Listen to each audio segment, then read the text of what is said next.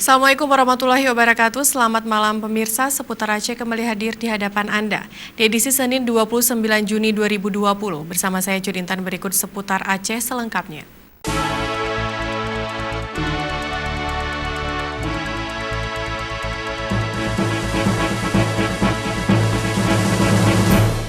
Pemirsa, dalam rangka HUT Bayangkara dan program Kue Surga, Kapolda Aceh Irjen Polisi Dr. Andes Wahyu Widada melakukan kegiatan kunjungan kerja ke Kabupaten Pidi.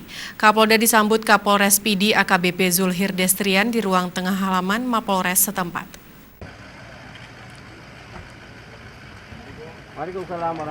Kapolda Aceh menyerahkan alat pelindung diri untuk personil Polres Pidi dan peresmian musola di Komplek Mapolres setempat.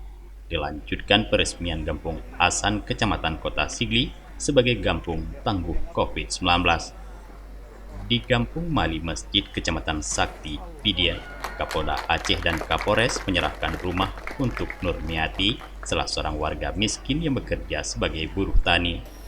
Kapolda Aceh Irjen Pol Wahyu Widada mengatakan, rumah Nurmiati dibedah dengan menggunakan dana dari sumbangan personil polisi melalui program Kue Surga. Kue Surga adalah program bersedekah atau berzakat dengan menyisihkan penghasilan untuk membantu masyarakat miskin.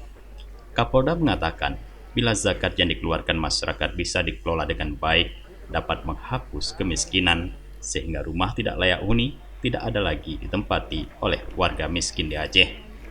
Ini yang hari ini kita lakukan adalah peresmian rumah, penyerahan rumah kepada Ibu Nurmi yang kita bangun. Tadinya rumahnya seperti ini, kondisinya.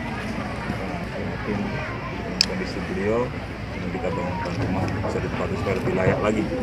Ini juga dalam rangka Hari Bayangkara yang ke-74, di mana kita juga memberikan bantuan sembako dan lain sebagainya. Banyak kegiatan-kegiatan sosial yang diberikan Bapak Polri dalam rangka Hari Bayangkara ini. Namun kita di sini juga punya program di Polda Aceh ini adalah berbagi kue surga. Jadi kan yang kalau kita berbuat seperti ini, yang menerima mendapatkan manfaat di dunia, dia bisa tersenyum, dia bisa tidur dengan nyaman.